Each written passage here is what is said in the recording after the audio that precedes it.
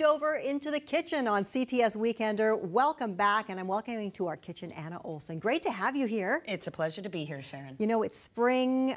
I feel like doing some spring baking, some spring cooking, and I had to have you join me here. Well, you wore the perfect dress because I think to celebrate spring, we have to celebrate with our first harvest, though technically not a fruit. Rhubarb is just such a classic in springtime baking. Childhood memories. I think for almost everybody remembers getting the rhubarb, dipping it in the sugar, and just eating it. And feeling healthy about it. It was so sour, but that's the vitamin C. So, you know, you can have your cake and eat it too, as we say, with this ricotta. That's what we're going to do. So what is this? It's a rhubarb ricotta coffee cake, or a buckle, which means it's mostly about the fruit. So you've got a coffee cake on the bottom, fruit, and then a streusel topping. Delicious. All right, well, let's get started on that. Yes, so I'll start with the cake base, which the basic ingredient is ricotta cheese, a cup of it. And you can use the ricotta you buy in the tub. You can even use the low-fat ricotta. What I will steer... But why would you? Anyway, I digress. Exactly. But what you want to make sure you use is the regular, not the extra creamy. It's just got a little too much liquid in it. Right. To that, I'll add some sugar and the eggs. So basically all the wet ingredients together. Okay. A little lemon juice, because that ties in. Now's the time of year when we lighten up taste. And I can taste that with the rhubarb. That kind of goes, doesn't it? Hand in hand. Now, and also keep in mind, I'm going to grate in a little lemon zest while I'm chatting. This time of year, I'll make this with rhubarb, and then once strawberries come into season, it'll be strawberry rhubarb, then it'll be straight strawberry, then it'll be raspberry, blueberry. And by the time you reach end of summer, it's peaches and blackberries. Oh yeah, that would be good too. Yeah. A little bit of melted butter, only a quarter cup. For a coffee cake that makes a 9 by 13 pan. So it really is good. What I like too about this recipe is you don't need fancy tools. You just need a nice big bowl. Okay. You know, maybe if there's a young person in the household, this would make a great Mother's Day cake. Wouldn't it, though? Yeah. You know, as you're doing this and as we continue in the recipe, I kind of want to talk back and forth, too, about... I know that one of the biggest tools I've added to my kitchen in the past year, I got my first tablet. Okay. Oh, okay. And I brought that into the kitchen, and so you're right on top of this, too, with a new app. Yes, the Olson Recipe Maker is an app that I designed with my husband, Michael. And while there are a lot of apps, food apps, that are about static recipe databases, we wanted some a functional app where you design the recipe according to what you have in the fridge, what you're in the mood for, what may be on sale at the grocery store. And so through basic formulas and ratios, you know, say cooking risotto, for every person you need a quarter cup of rice and a cup of liquid.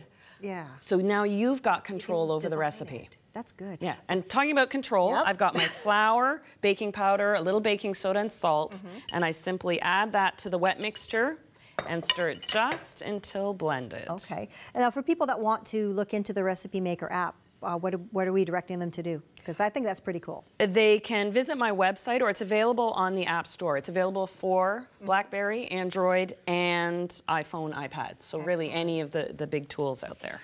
That's excellent. So I just look until the flour is absorbed. That's pretty You don't want to It is. It's a very dense batter. It actually needs to be spread within the pan. But you've got that beautiful moisture from the ricotta, and you want a cake that has some density to it because it needs to be able to hold the fruit. You don't want the fruit to sink into the bottom. That's true. So while I spread this and I top it with my 3 cups of chopped fresh rhubarb, would you like to make my streusel topping for me? So we've got flour, sugar, of course cinnamon. Okay, so just start putting it in dry? It can all go in together, all the dry. Okay.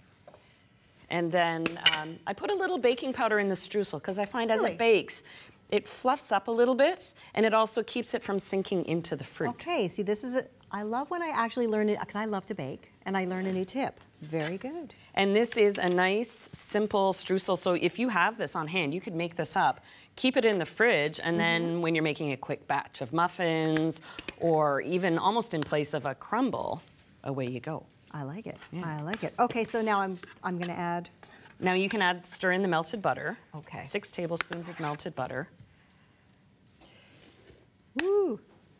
This is fun. And it smells good. You can pick up the lemon and the cinnamon.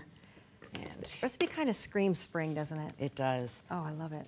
And then just a nice even layer. what I like about this recipe too, making a 9 by 13 pan, is you've got enough to feed a crowd. So again, I think a nice treat for Mother's Day, because it's not too sweet that you could serve it for brunch or breakfast. Sure. Bring it up to Mom for breakfast in bed. How am I doing here? Or that's perfect. And I can get my hands dirty because they already are, and I'll just sprinkle that on top. This is actually a great Mother's Day thing. Yeah, but it could also be a dessert. So a little fresh fruit on the side. And now Mother's Day, you're doing something kind of cool. Yes, on the Saturday of Mother's Day weekend, I'm going to be at Stage West Dinner Theatre in Mississauga, but not for dinner. No. It's for afternoon tea. So it's an actual luncheon. I've designed the entire menu, and then instead of a theater performance, I'm your theater performance, and I'll actually prepare some of the recipes you enjoy. So I think it's a fantastic way to celebrate with Mom, for Mom, about Mom, and just a great girly afternoon. It is a girly afternoon. Pick up a nice recipe idea or two. That's fun. Exactly. Now just to finish off this recipe, in a 350 oven, it takes 45 to 55 minutes. That variation really depends on the fruit you use. So a really wet, juicy fruit like rhubarb might take a little longer, but something drier like blueberries wouldn't take as long to make. And there it is. That looks so fabulous when it's all done. Oh, that looks delicious. And I also want to go back to the Stage West, the tea. StageWest.com is the website there, and you want to go check that out. Tickets have been going very well. They have, and it's a bargain. I believe it's only $36, and so you get that full afternoon's entertainment. So if you want to sneak in with Mom, I suggest you go over there pretty much right away to get one of those last tickets snapped up. You also have a fantastic website.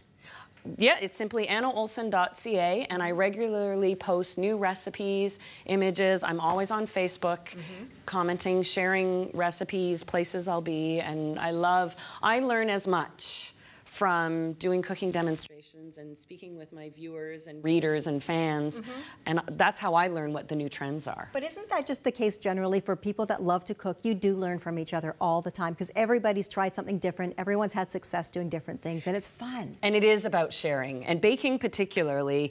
I know you love baking. I love to bake. And it's not so much just to get to the end result. It's enjoying that process in the kitchen and then the look on people's faces when you bring it to share. And is there anything better than walking into the house when it smells like baking's going on? Oh, I mean, I know. that takes, if you are stressed, your stress level just shoo all the way down. Well, desserts spelled backwards is stressed. So. There you go. So just turn it around. It's all good. It's been a pleasure having you here today. Thanks thank so you, much. Sharon. And happy Mother's Day as you're going to be heading off to Stage West. And to you too. Thank you very much. And we'll be back with more coming up on CTS Weekender in just a moment.